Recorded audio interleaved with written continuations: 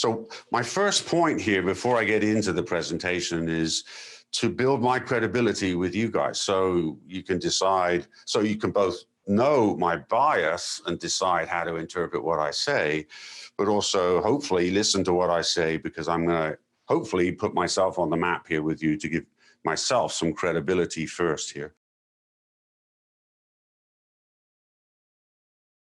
So I grew up on a farm in England, and I started my career as an engineer. I moved to the USA at age 23 with $2,000 to my name.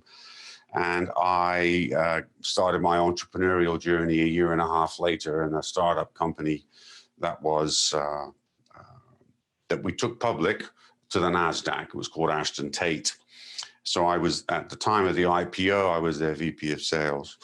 I have built, either as a founder or one of the senior executives, 7 successful companies, and I am embarking on an 8th right now in addition to what I have, and I'm exploring a product which might turn into a 9th startup, which is a massage machine, interestingly for some. I've done 2 IPOs as one of the top executives at the companies. I mentioned one, the other is Symantec, the company that did Norton antivirus, or built Norton antivirus. That was a very successful company. For the 16 consecutive quarters post-IPO, we delivered better than prior quarters and better than analyst expectations, and became something of a Wall Street darling in that time. A lot of work involved in building the business, but also a lot of work involved in delivering predictable results and managing the expectations of the market. I've built a venture capital firm called Irvine Ventures. I've worked with some of the best Silicon Valley venture capitalists to raise money for startups like Symantec. I launched my current company 5 years ago, and in it, because we raise money for companies, I'm not here to promote my company, but just as a reality check for you guys, I've spoken to hundreds of companies that want to know about whether they should use Reg A+, how it will work, et cetera, et cetera. I'm advising companies on a regular basis and helping them where relevant to raise money. But the point is, I'm always hearing from companies every day of every week and wrapping my mind around what they're doing, what their teams, the situation in the market and the trends that they're seeing and that they are experiencing. So I am plugged into what's going on. It's really fun. I enjoy the stimulation of it, but it makes me constantly current, and keep on learning more and more as I go. Some other metrics about me. I've done IPOs with my company, helped companies do IPOs, 3. I've done 7 mergers and acquisition transactions, 5 where we were the buyers, 2 where we were the sellers and became liquid. I've done 12 software publishing deals, 18 US distribution deals, 6 strategic alliances of significance, 20 international deals, which were really interesting, contracts for exclusive rights, raised over $300 million for companies that I've been working with and in association with. I know some pretty neat people, because I'm hopefully I'm older than I look, you know what I mean? I know Bill Gates, Michael Dell, and a bunch of other neat people. Michael Dell tried to hire me in the early days of Dell Computing, and he loved our first product at Symantec. And Bill Gates I've dealt with on a couple of occasions, and a whole bunch of other people that are less well known than those guys, but pretty cool. I've had a lot of good luck. So my bias is to do startups. My bias is that's where the fun is, and find ways to build successful companies to scale. You can do startups of all kinds, right? You can go start a local market, a liquor store. That's a startup when it's being built. That's not what I aspire to. I aspire to big successes, because it takes about the same amount of work. I might as well do it where it's going to be highly levered and the results will be more impactful. That's the way that I tend to think. I started out as an engineer on a nuclear power station in a bureaucracy humongous. And my next job was with a computer company moving out of engineering into computer sales and marketing. And it was humongous and bureaucratic, and that was the end for me. I didn't want any more of that nonsense. I wanted to be able to make my career success occur by other means. So startups became the way I went. So as a caveat, I am a flawed human being. My ex-wife can concur with that, give you great detail. I'm a regular guy, and I've had some great successes. I've had my share of failures and setbacks and mistakes that I own up to, that I learn from. And I have my set of biases. I can only add value here to the extent my personal journey has brought me things. You can learn a lot from other people based on their journeys. So, I realize the limits of what I'm saying. I hope that you will enjoy the content I'm going to present to you today. I want to thank Gareth and Hector, who are here. I'm in a studio, never done this in a studio so far. And Akash, who is online. Also, Akash works for my company, Manhattan Street Capital. He happens to be based in Europe. So it's a really late time of day for him. It's, well, not that bad. It's 10 past 8 at night, but that's not regular hours anyway. Hey.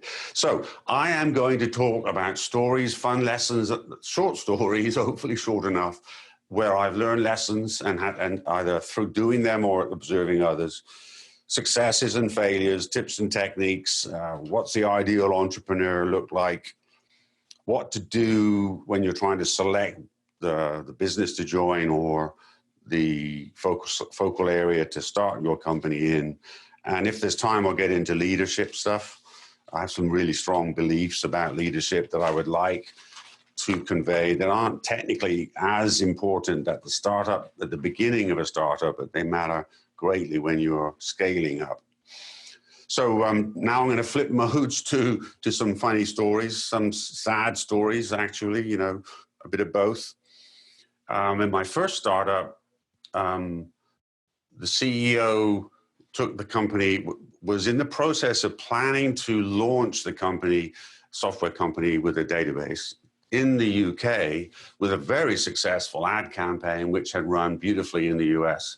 And it was essentially comparing a bilge pump with this database. It was a DBase 2, which dates me hopefully more than my appearances do, but it definitely does date me.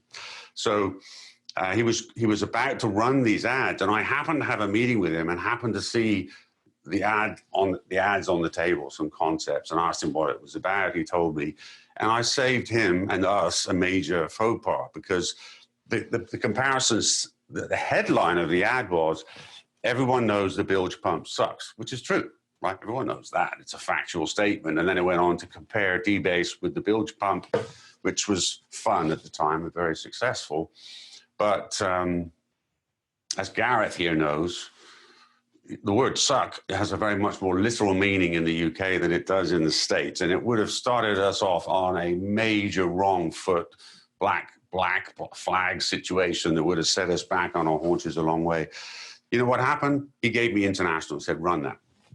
He noticed that I was paying attention and I was British, right? I mean, there were only 12 people in the company, so it wasn't like he was gifting me this major success. I had to build it all, but it was fun. A guy and I worked together and built a startup called Microport. He did all the technology work. I did a bunch of the business stuff in the early days. And then I phased out full time, but I was there as a board member, chairman. Anyway, we got a deal where a public company was going to buy us. The company was called Microport. The company was going to buy us for about $50 million. And it was very favorable and all. Everyone was happy, was moving forward. And then guess what? My co-founder, Chuck, did. He was the founder who brought me in very early. So I got the title co-founder. But still, Chuck decided he wanted a better deal. So Chuck went back and killed it dead by being greedy, or whatever the hell that was. And the really interesting thing is that when he and I first started to work together, we worked out an arrangement that was fair and balanced. And we were just about to put it in writing, and he came back and changed the deal completely. And I was this close to getting out, because it's like, what a waste of time this is. My God, we had a deal. Can I trust this guy? And I made the mistake, actually, of getting involved. Although it was fun, later on, he blew it all together, right? And then after not selling the company, eventually it did fall by the wayside. It would have been a super thing to have had that exit. The lesson for me in it was the early indication I should have paid attention to. And when I see situations like that these days, I say, thanks, but no thanks. I'm moving on. Life's too short to play about with people that are like that, even if the opportunity looks really good. When we launched our first product at Symantec, revenues were abysmal. We were losing money. The VCs told us that we had to reach a cash flow break-even situation. Otherwise, they wouldn't back us for more capital raising. So we did a bunch of neat things. And the fun stuff was we did this thing called the 6-pack, where every employee of the company, regardless of their role, including programmers and QA, tech support, everybody, there were 22, 23 of us, went out on the road selling dealers and training dealers as to how great our first product was. And that was one of the things that we did that was super successful. And it got, the side effect of that part of the program was everyone learned our business. I mean, it made a really neat effect on the people that we met with, because they now understood what we were up to, and they were learning it from the guy that wrote the word processor, the guy that wrote the database. He was here in my store showing me how to make it work. That kind of thing was fun. But everyone in the company knew our business one hell of a lot better after a few months of that. And it was inexpensive. People had to stay in Motel 6 is partly why I named it the 6-pack, 6 days a week, visiting 6 dealers a day, which isn't easy. And we had part of that was we had a 40th caller program where people that liked what they saw could call in to get information on our software. And every 40th caller got a free copy of the software. Not such a novel idea now. At the time, it was novel. And it took our $100,000 a month ad spend, which would be like, substantially more now with some inflation built in, doesn't matter, where we were getting 30 or so inquiries a day and up to over 400 a day. And those people were converting at the same rate as the 30 odd were before. So it was really, really successful, fun campaign. How are we doing on time? Okay, taking too long. Norton Utilities, just before we acquired the Norton company at Symantec, the Norton team had a new version of their primary utility product, Norton Utilities. So we repackaged the box around it and launched it as a Symantec Norton product, and it fell flat on its face. And of course, everyone thought that was Symantec's fault, which is a reasonable assumption. We relaunched it, and probably the most important 2 parts of it were, I didn't know enough about the business that I was running. I was running the Norton business as a part of Symantec, and I knew I didn't know. So I got on the phone and I called customers out of the blue. And they loved to speak with me. I never left messages, because when they would call me back, I'd be lost. It would be, the context would be all gone. But I would call and speak to customers and find out what they liked and didn't like about this product and in this version, because we knew who they were. And they liked it. They loved it that they were talking to a senior executive at the company. But I learned what was working and what was not working. So I took it out of the general and the bullshit and put it into the specific. So I knew what we were up to. And that was so valuable, because I had just arrived, right? I'm the new guy on the block and I'm running this business. This is a pretty scary situation, and you don't want to screw it up. You want to do the reverse. You want to make it succeed. We had great success. The second part of that was had two advertising agencies competing with each other for the business, which is not a nice, kind thing to do, but it was very effective. And they came up with some super, super work. We went with a campaign which said the following thing: Peter Norton's philosophy in data recovery can be summarized in 3 short words. 3 short words were: never say die. And people who know about data recovery, which is the business that Norton Utilities, the product, serves, those folks, in the tests that we ran, in the mirrored room tests that we did, their chests puffed up. It's like, yeah, Pete and me, we go way back. Yeah. This is really, really cool. The emotional bond is the thing in advertising. When you get the emotional side of things working, you get non-linear results. That was a part of us successfully relaunching the Norton Utilities. A couple of other fun things. I guess this is okay. You guys give me feedback if I'm wasting your time with this stuff, if you're not finding it interesting. We were approaching a time with Norton Antivirus where there was a big virus hit that was going to take a lot of computers down, millions worldwide. Everyone was afraid of it. And I could see this freight train coming, and I knew we didn't have the resources to handle it, right?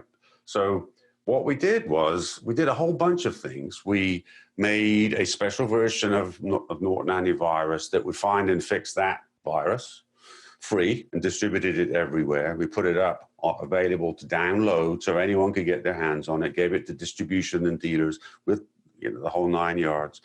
We took all of the tech support folks for our other products and trained them enough that they could handle queries about this product, about this particular virus.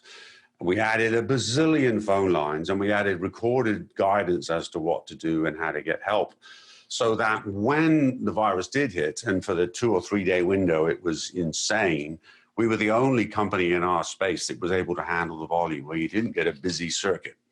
All the things we did together really stepped up our success. So afterwards, we gained substantial market share as a result of that. It was a fun journey. Another example was we were building 8 utilities in parallel to go with a new Microsoft Windows launch, because you don't want to have the product that's available, your utility that's available, be incompatible with the new release where you promise to get it fixed later. But Microsoft never actually knows when they're going to finish the next version of Windows until they do it, until they release it. That's when they know, because they're just like the rest of us. They're stressed out and they're trying to get it perfect. They can't get it perfect, etc. So you can't believe the challenges that I have with my teams, where they were saying, Rod, we're confused. They were confused because I was asking too much. I was asking too much to have 8 utilities all update simultaneously with a moving bloody target date from Microsoft. You know what? We did it. We accomplished that. My teams, our teams did amazing things. It was fantastic. It was really incredible.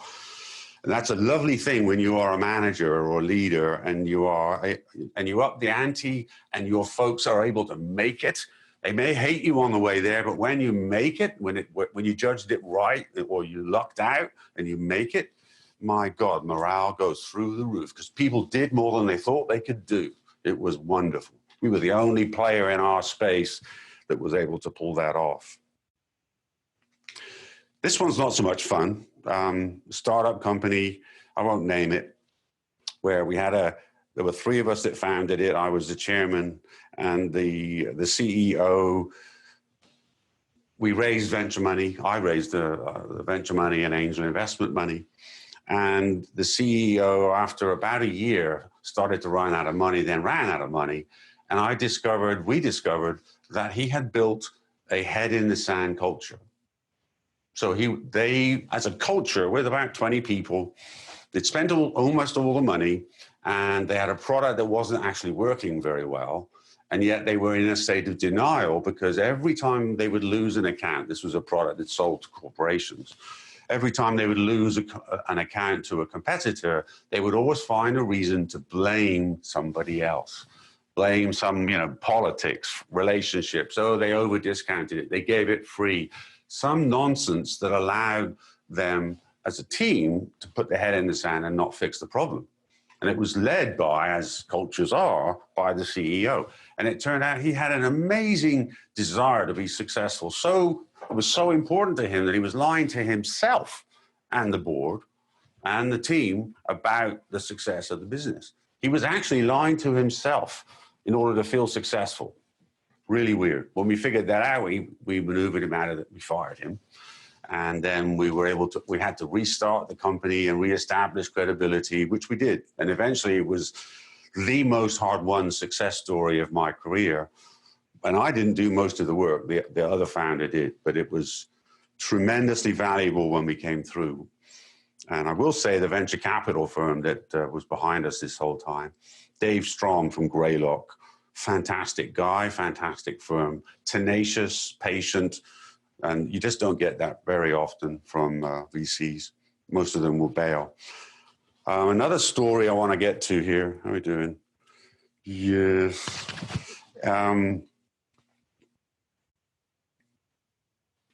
I'll say these two, and then I'll get into the tips and techniques next.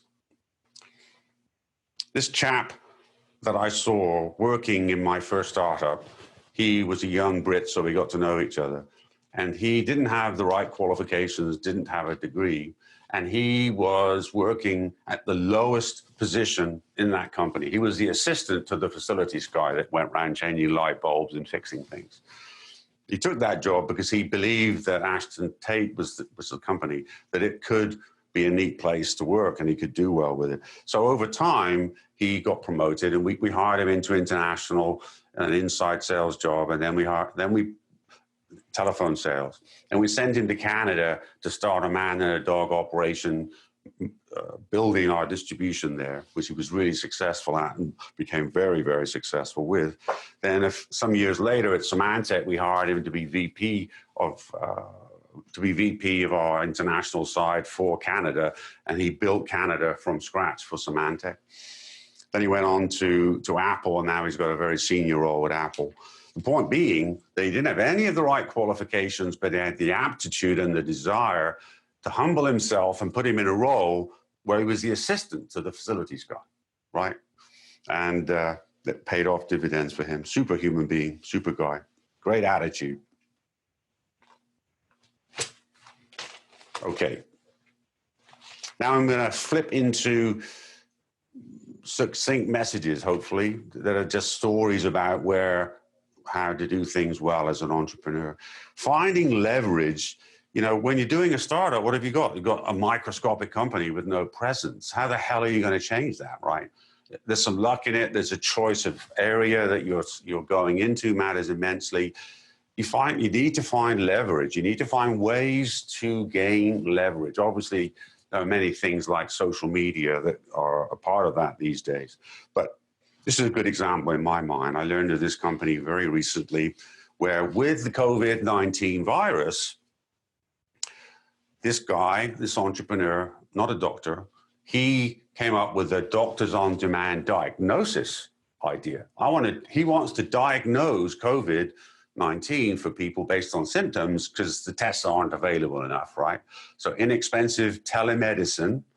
And he went to a bunch of doctors. He raised, I think, from 1,000 doctors, he raised $1 million. Probably they had to put in $1,000 each. He raised $1 million. Suddenly he's got enough money to do this. So he's got a successful startup doing exactly that, right? Because he had a good idea and he acted on it right away. Really good. Beautiful use of leverage. The doctors liked it. They wanted in and they had the money. Doctors usually have enough money to invest in a situation like that.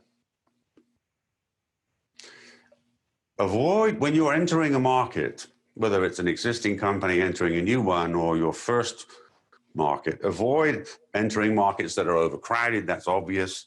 Avoid entering markets where you have to educate the market. If they don't already get it, if they're not already experiencing pain to where they will immediately want what you have, the cost of educating a market is usually extremely high, almost impossibly high. So avoid that. Let me think of an example.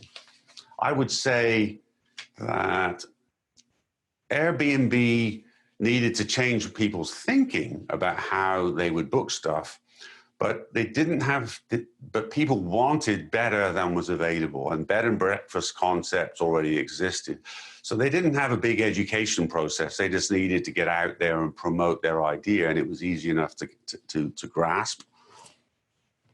The advantage, though, I must say, that companies like Airbnb and Uber have when they're venture funded is that the size of those markets is so incredibly gigantic that they can raise megabucks up front, in which case they actually can afford to educate an audience and build momentum until they don't need to anymore. That's the exception that proves the rule, though, of course. Make sure that the trends in your industry favor your company. Otherwise, life's going to be a bear, right? Make sure that the trend's your friend. Obvious, but really something that's easy to set aside.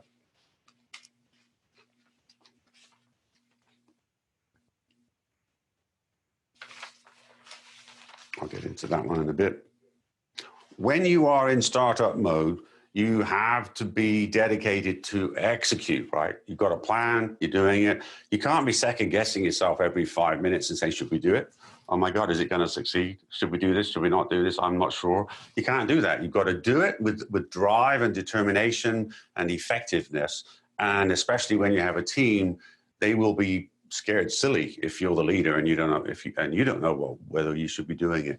So periodically, like once every 3 months, pop your head out of execution mode, look around and do a strategic review and make sure you know that what you're doing is actually working and it is smart to keep doing it. So don't only execute and don't only worry every other day or every day about that.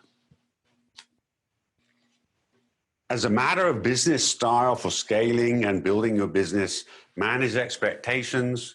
That is to say, set expectations that you can accomplish and then beat them. Don't set expectations up here that you can't possibly accomplish or that are at very high risk and then disappoint. There's so many instances where that does hurt you badly. This level of performance, when the expectation was here, you're a solid dude. That level of performance, when you set the expectation here, you're a flake, right? Expectation setting is huge, hugely important. Solve customers' problems. We had this situation with my first startup with Ashton Tate, where we had some of our bigger clients. We didn't ever have any at that stage. It was early days. We didn't have gigantic clients, but there was a particular bug where the database was crashing and erasing all their data.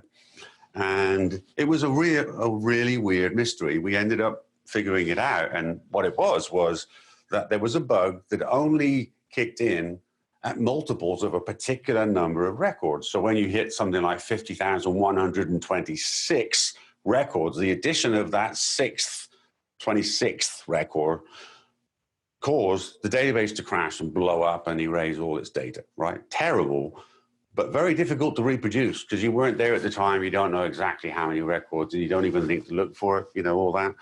So the point, though, isn't that. The point is that the clients that we worked through that with, they were working indirectly for me. We sent tech support people to their place. We did whatever it took. And eventually we figured it out.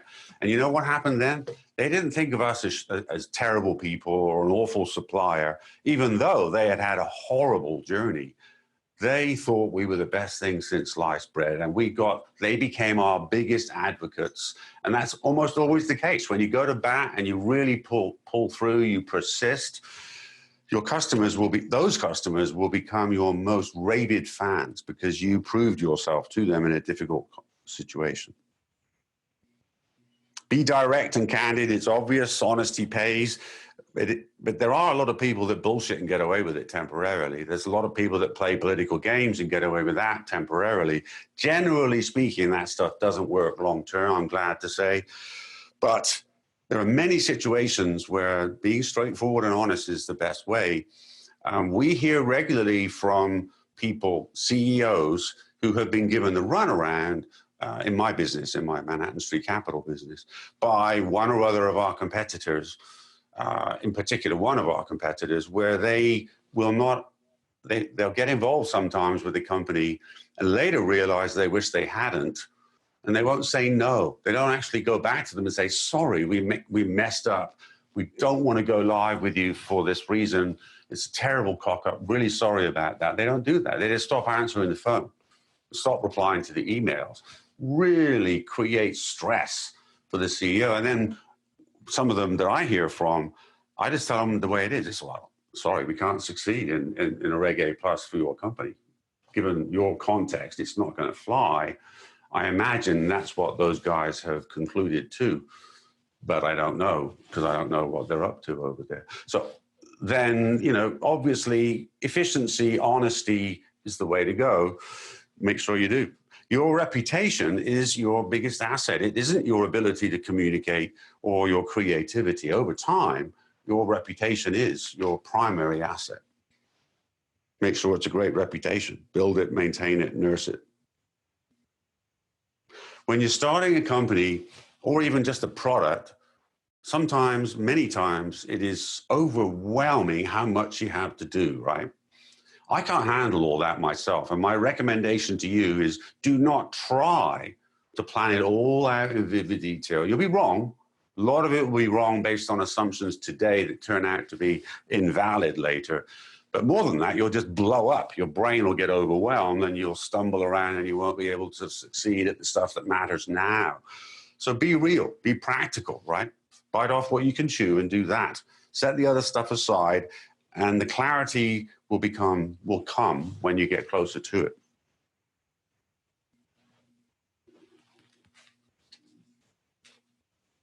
What matters to investors? I realize I'm dancing around here. It's because I got so many pieces of information to give you. When I started trying to make lists of them, it was just a bit too much. So what matters to investors? When it's angel investors you're talking with, right? When you're talking to VCs or angel investors, what matters to them are these things. Are you addressing a giant market?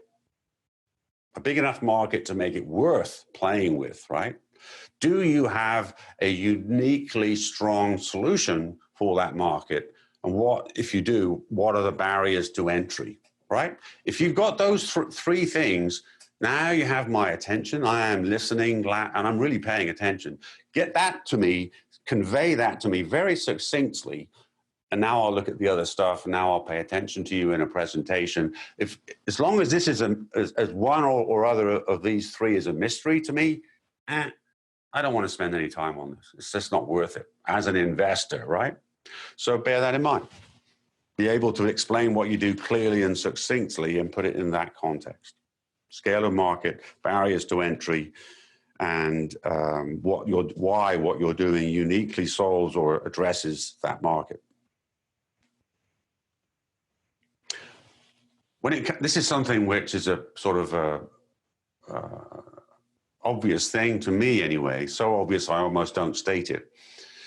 When I see business plans come to me that are 50 pages thick, obviously it's a PDF, but when it's 50 pages long and it's a business plan and the spreadsheet's 100 pages or 50 pages, this is not good stuff, guys, because most all of the time, when the entrepreneurs are making that much detail in their plans, we all know this is based on a series of assumptions, right?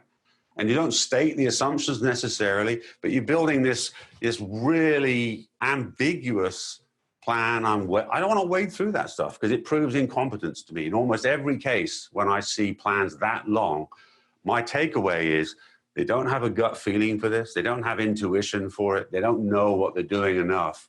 And they think that all this minutiae makes a certain win. And it's the opposite way around. If you can do it on a handkerchief, or if you can describe it in 2 pages, or better yet, 1, now we're talking, because you understand what you're doing now and you realize all that detail is just that. It's excess detail.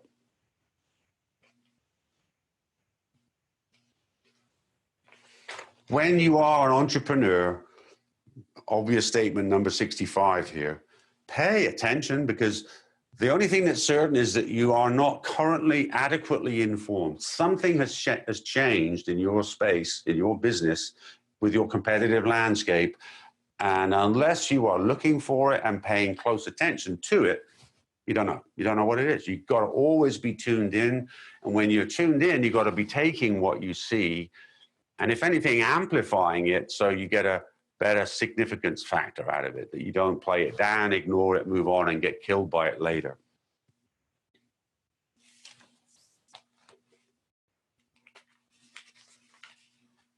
This is stories that I want to tell you, but I don't want to do it now because I told you so many stories already.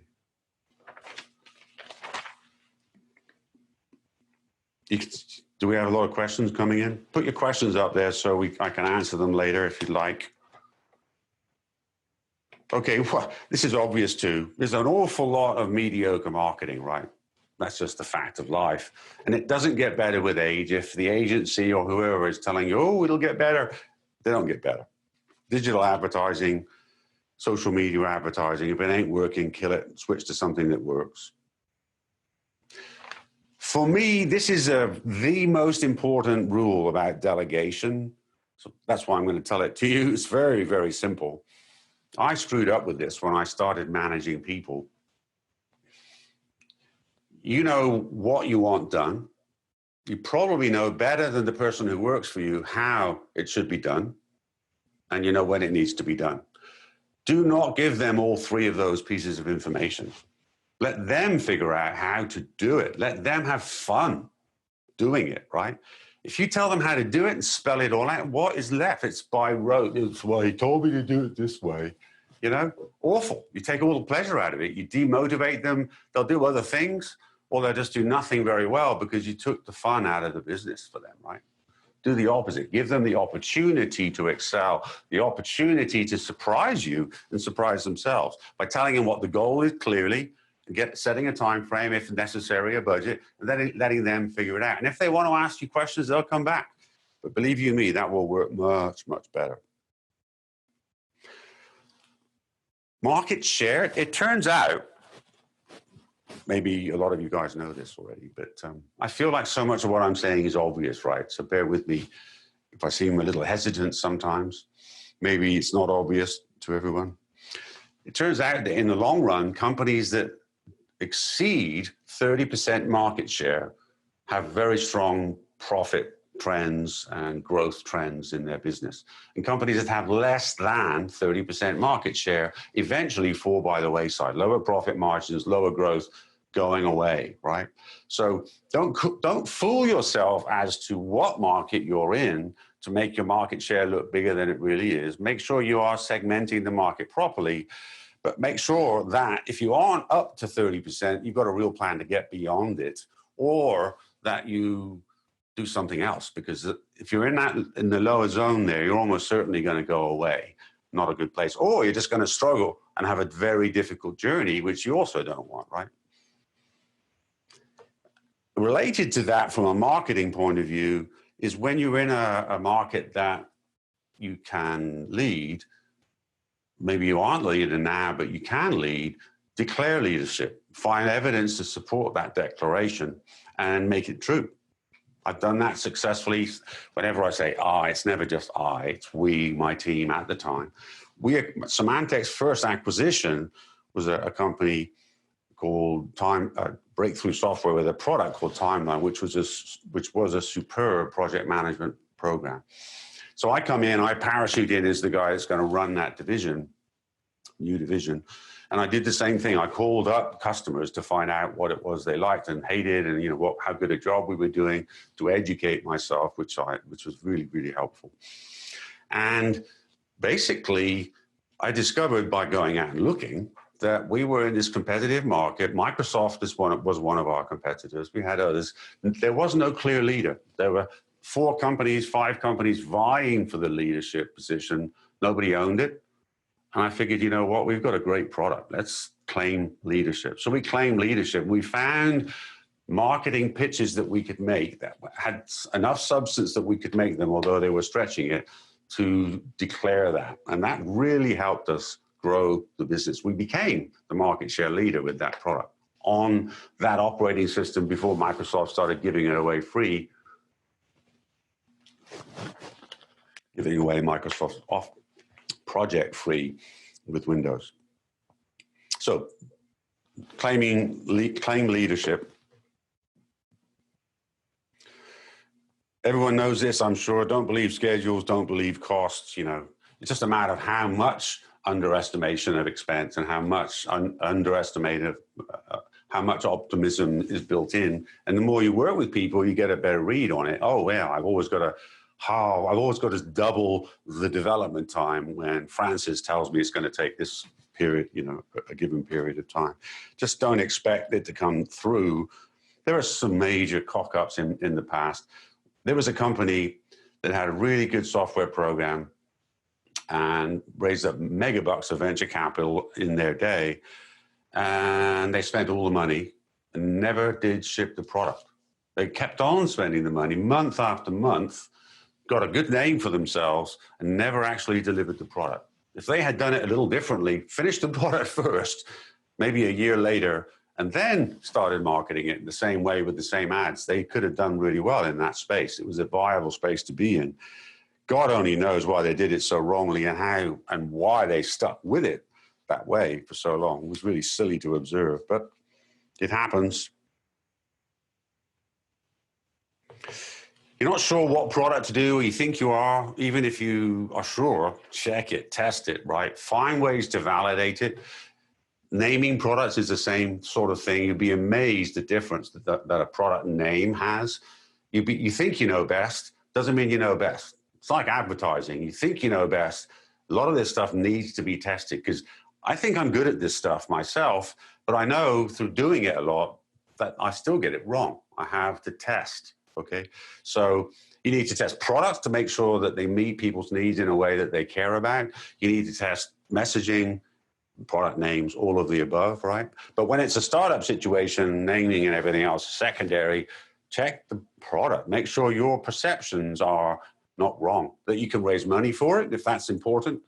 Usually it is, or that there is a market for it actually, not just in your mind, right? Occasionally we hear about success stories like the woman J.K. Rowling, who wrote that book, that very popular book. Harry Potter. Thank you, Harry Potter. She was refused by every publisher known to mankind multiple times, right? You know, loads and loads of no's. And eventually she comes through and wins. And when you hear that with an entrepreneur, you say to yourself, yes, you know, that guy stuck with it, and eventually it came through and it was a win. True story, right? When it happens, it's fantastic. But what that doesn't tell us is about the 99 other founders who were out there stubbornly attached for 8 years to a model that was never, ever going to work, and kept on ignoring all the input and staying stubborn, right? So there's a balance that's needed there, where determination and being stubborn is cool within reason. Sometimes some of the worst failures I've seen are with entrepreneurs who were successful the first time around, and everyone was a naysayer, and they ignored them, and they slugged it out, and they made it into a great success. Then company number 2, 3, 4, and 5 all fail because they equally don't listen, and they didn't get it as lucky in those subsequent deals. You know, that ability to listen is critically important. How are we doing? Okay.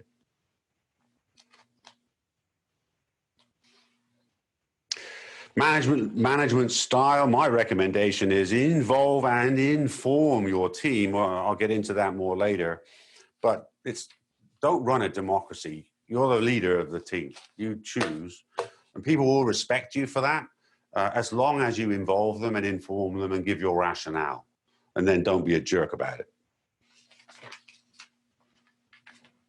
Okay, cool. Making good progress. So some more fun lessons. I'm not going to name the companies. I've got the company names here to remind me of the context, but one company was so hot. It was a chip making company, that when I had the venture fund, my partner and I invested in. And when we had the meeting with those founders, it was really sweet. I mean, we already knew the technology was amazing. It was sweet and lovely, and they were nice, and they were so respectful, so humble. It was great. It was really good. So fast forward, we invested, we brought them into our incubator facility.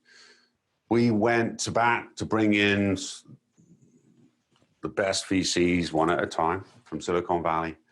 Got a wonderful offer, humongous amount of money at a stupendously high valuation from the first meeting with the first VC. The guys turned it down.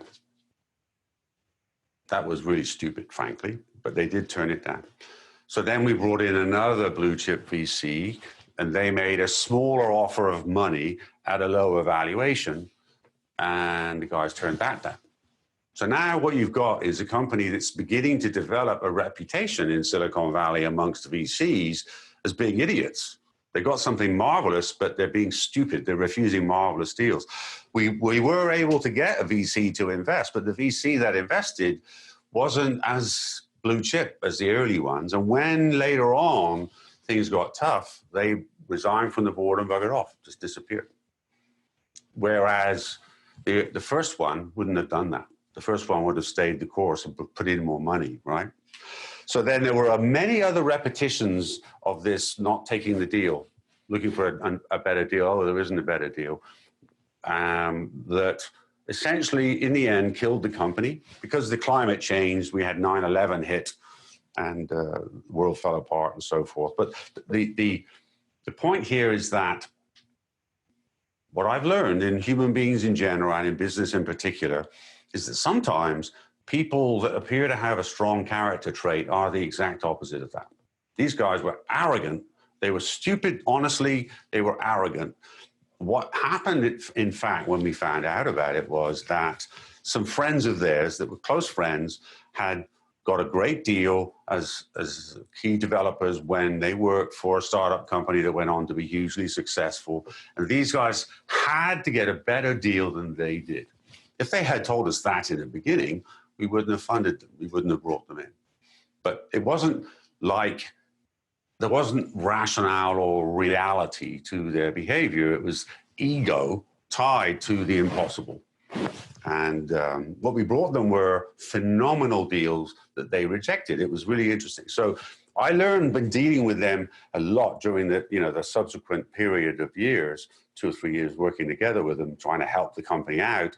I learned that they were actually arrogant and very, very egotistic. A great shame. The exact opposite of how they seem. That's the point. People are sometimes the opposite of what they seem. And it's usually the strong characteristic that it's true for.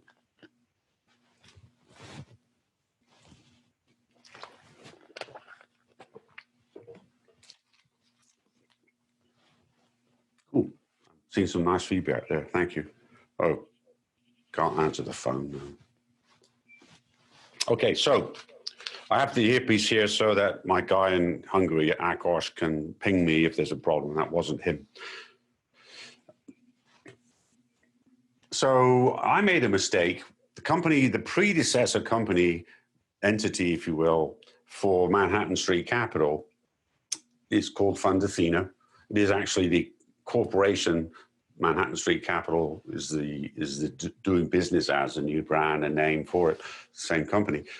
I chose to focus it on women-led businesses. I said to myself, we're going to do Reg A plus funding. It's going to be great. Such a huge marketplace. I want to focus on one segment, and there's such a dearth of capital availability, venture capital style availability for women-led businesses. I'm going to focus there because there's such a need. It'll be fun. We'll do good. And I think we can build up a solid, defendable set of barriers to entry by owning that space over time while everyone else is distracted with the usual. Well, it was cool. The concept was lovely. But what I discovered was that there was no market. At the beginning of Reg A Plus 5 years ago, there were no deals. There was almost no deals. And if you take almost none and then take out of it and say, look for the ones that are women-led. Oh, there's 5% of them are women-led. There weren't any. There were none available for us. So we had to pivot away from that, which we did. Watch out for relationships. I had a startup kind of fall apart around me where the other two founders were in a relationship known from the beginning. And that inadvertently caused the whole company to change shape at one point in an unpredictable way, in a I couldn't change it way. Take care if you're going to do a business with your close friend. I have lost a couple of close friends through doing that. It's not like the companies went wrong or there was bad ethics. It was just stuff happens that is very stressful. And sometimes you kill a great friendship that way. So just bear that in mind. Say to yourself, is it more important to have my friend involved with me, so important that I can lose him as a friend or her, right? Ask that question, because you may well. Maybe you wouldn't, but just bear that risk in mind. The two best ways to start as an entrepreneur. The obvious one, which is, whoa, I know what I'm doing. I've already picked it. I'll do it then, right? That's just do it. The other way is, I'll tell you what I did. I didn't immediately become an entrepreneur starting companies, but I was interviewed by a guy who was young and in a hell of a great role, working for a giant successful company. And he interviewed me, but I asked him some questions. And I said, how did you get to be where you are at such a tender age? Didn't use those words. And he told me that he joined them as employee 23 or something. And that he hadn't realized how great they were, and he didn't screw up. He managed to ride the wave as the company grew and grew and grew and grew. And here he is, this young whippersnapper running 1/3 of the United States for this gigantic company. So I said to myself, that is what I want. I don't want a job. I want to have an opportunity. I didn't say I want to do a startup. I said I wanted an opportunity. And to me, what that meant was find a startup company that's already successful, which is what he did, and go there. That's what I did. So that is what I did next, right? I stopped thinking about, I'd like a better job, and instead flipped to, I want a startup company that's already successful, de-risked in a way, if you like. And so then I looked everywhere, and I interviewed with a bunch of companies that you know the names of, and some of them that have fallen by the wayside. Got offered jobs all over the place, which was really cool. And I joined Ashton Tate as their 12th employee. And then 3 weeks later, they promoted me. 6 months later, I'm running almost the whole business because I was the only responsible person there. And so much had to be done. And we were growing rapidly, right? And in that mode, in this fast growth mode, I was their 12th employee.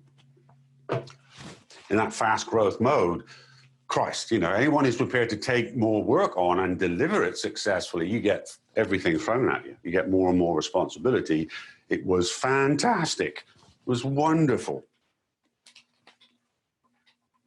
So that's a long-winded way of saying, find a company that is already successful, that's got 20 to 40 employees and is growing like a weed. If you want to learn how to be an entrepreneur without knowing what to do, figuring it all out as you go, that will give you an awful lot of learning in a relatively short space of time. And you might make a lot of money if they give you equity too. But you can just use it as a training ground so that not that much longer, a year or two out, you're ready to do your own, because you've learned a lot of the ins and the outs that you don't currently have. When you're working with attorneys, two pieces of advice. One is, do not allow them to dictate what you do with your company. Their job is to de-risk your company. And you'll de-risk yourself out of business, so you're not taking any risk, but nothing ever happens, right? You're the entrepreneur. You have to decide what to do, and very frequently you are assessing relative risk. Complete and abject failure, or we're winning, but we're taking some calculated risks, right? And the attorney's job is to tell you what the risks are and for you to decide what to do with that advice, interpret it. As an outgrowth of that, when you're deciding what to do with their advice, and when you're reviewing contracts that they've gone through and edited for you with a major partner, I always have them rate what they're telling me, an A, B, or a C. A is critically important, B is very important, C is, medium, right? There are never any C's, but you do get some B's. So I don't mess about with the B's. I only pay attention to the A's. Of course, there are going to be exceptions to every guideline, but that has saved me an awful lot of time and heartache to use that method. Okay. What makes the ideal entrepreneur? Well, by my biased perspective, right? You understand the entire business that you're in. You don't have to be able to do it all in detail. I can't program, in PHP, but I deal with our developers who are using PHP on a regular basis, and we have a good mutual respect, and I understand all about software. I've done some software work myself. But you need to understand the whole business, if not at the beginning, soon thereafter. You need to understand the market. You have to have a good feeling for the market. But these aren't characteristics of entrepreneurs. Those are things you got to do. They're tasks, really, right? I think mostly it's entrepreneurs that are successful tend to be long-term thinkers. They're seeing trends. They're understanding what's going on in the markets. So they see a trend shift that causes a beautiful opportunity and that will, over time, make for marvelous scale of growth of the company. That's a good characteristic. Leadership abilities, empathy, communication, honesty, not being a hypocrite, things like that.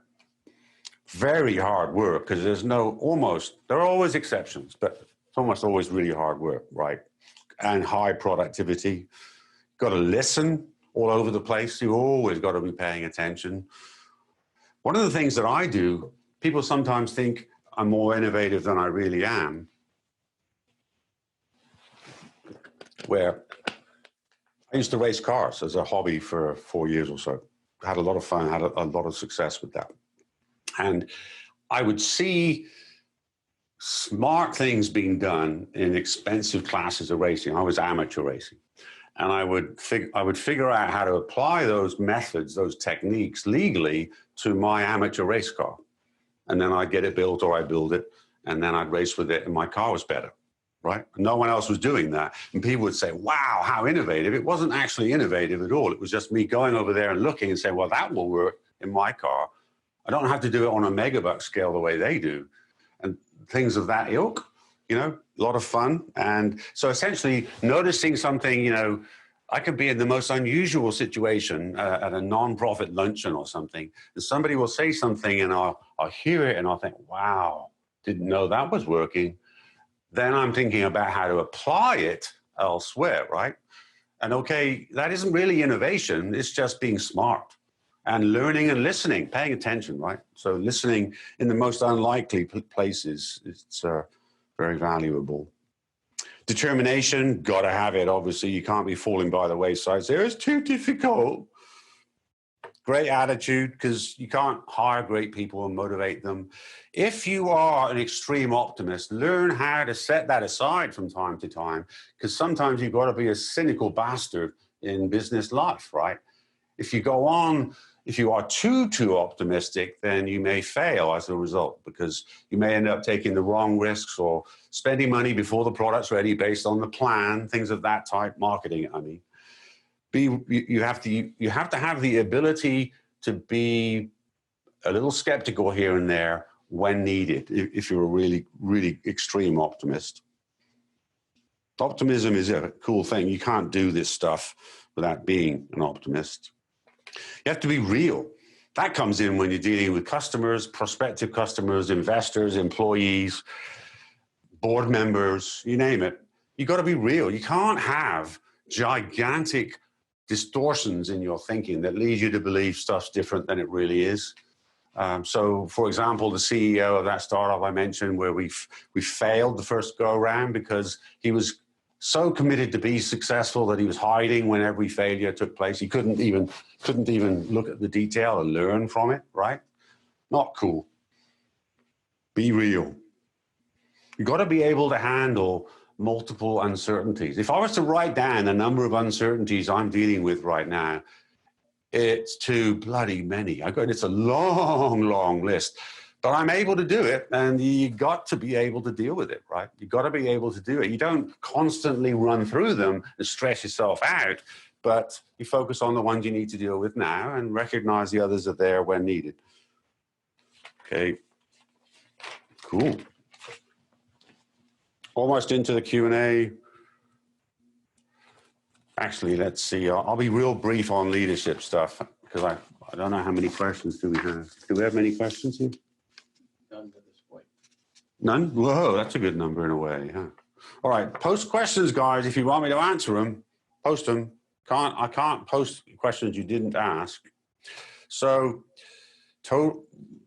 this is my philosophy of leadership. I have this document that I've written, which I believe in very vehemently.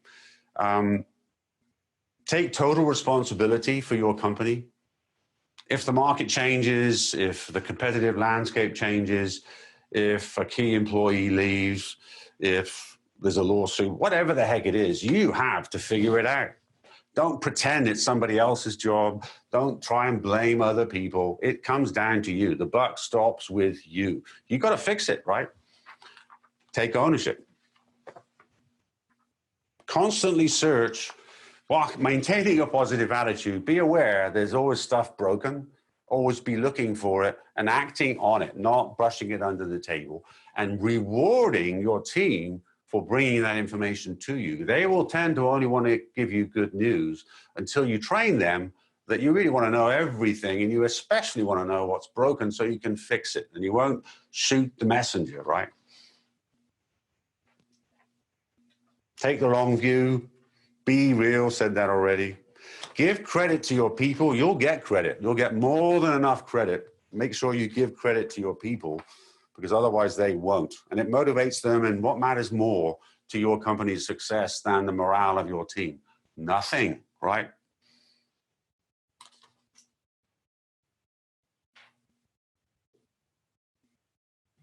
Yeah, I've got more emphasis on that. Over communicate, because people don't get it the first time.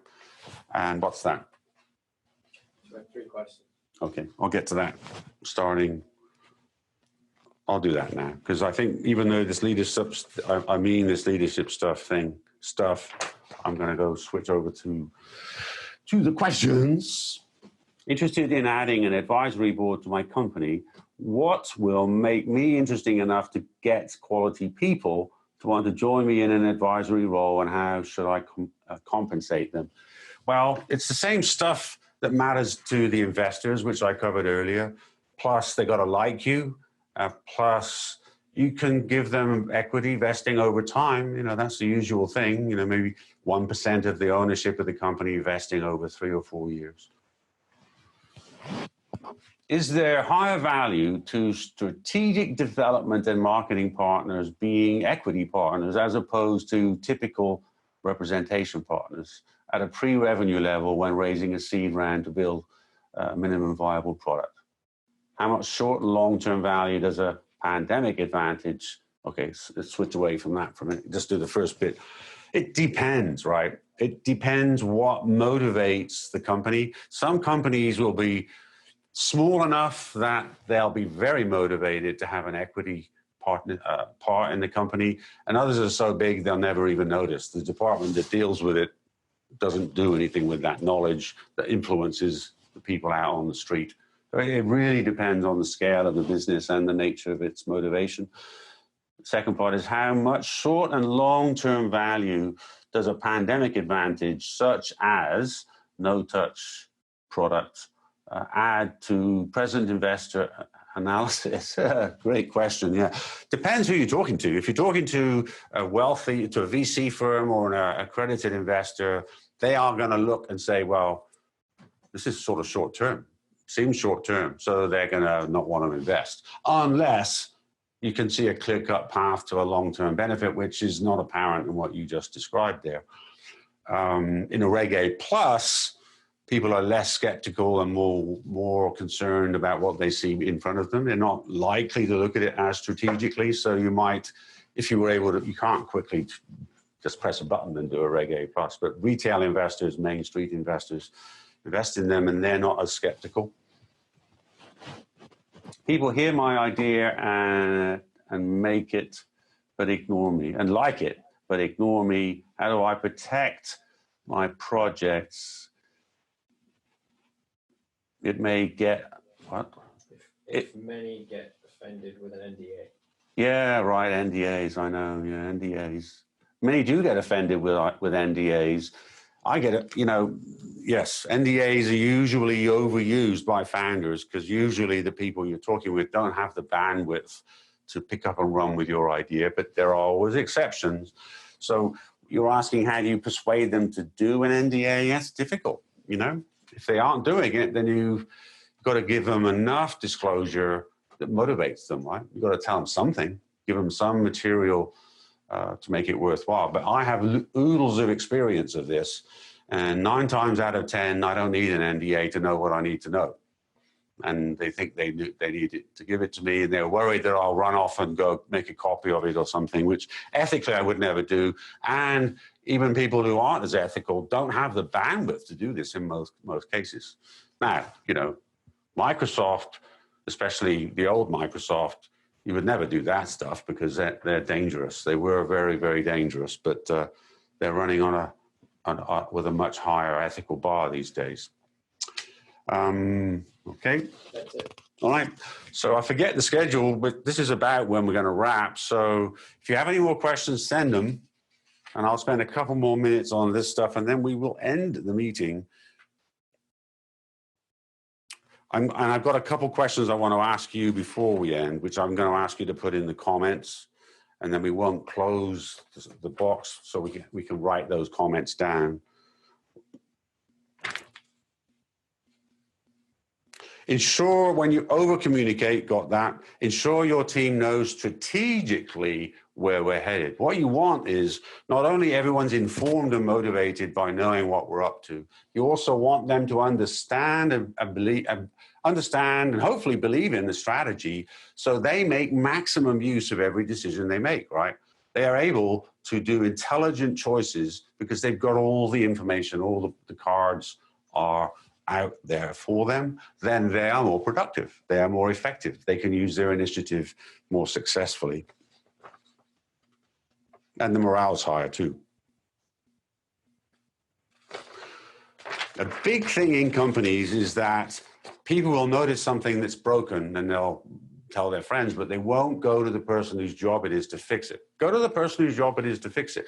That's a management leadership thing, making sure your culture is such, right, that you encourage your people to go to the person whose job it is to fix it. They don't know. 9 times out of 10, they're not aware. It's not like they're deliberately screwing up. They think it's cool the way it is. No surprises doctrine, talked about that. Challenge your people to more than they think they can. Okay, I think I've got it. Any more questions? No. All right, so I would really appreciate a couple of things here. In feedback on the comments or an email form, either way. If you would like me to do a session of this type for helping you pick a career choice and get interviewed and hired, that's an obvious one that I could do, but only if there's a lot of interest in it. I thought I would get a bigger showing for this event today, frankly, but I think there's perhaps and probably there's a lot more people out there talking about entrepreneurship these days. So, you know, maybe this isn't as needed as I thought. I wanted to do this to help because of the coronavirus. I figure there's an awful lot of people that are in a difficult place right now, more than usual. And I was thinking, how can I help with this? What can I do? That was the origin of me putting this webinar together. So please make suggestions of things that you might want, that you would like me to talk to. And maybe I will do follow-up webinars about those things if there's enough interest. Fair enough? But, and if you have any comments about how was this useful, was it worthwhile, tell me that, because it all seems so obvious to me. You know, it's like, yeah, right, this, I don't even talk about that. It all seems so obvious. So for me, I don't really know how useful it is to you guys. Then I think that's it. So I suggest that we can't shut the webinar down immediately because we're going to be making notes. If there's feedback there for us, we'll transcribe it, note it somehow, or just copy the stuff, right? That won't take long. So we'll take a couple of minutes to do that stuff. And I'll declare this the end of the webinar. And thank you very much for your participation in it. Thank you, Hector and Gareth and Akos, particularly as well. And I sincerely hope this has been useful for you. I've enjoyed presenting. It's more fun when I can see you, right? It's more fun when we can have humor going because we're, we're looking at each other. I can't easily see you guys from this vantage point here. Thank you very much. Have a great day. Good luck in everything, and be a marvelous entrepreneur on my behalf.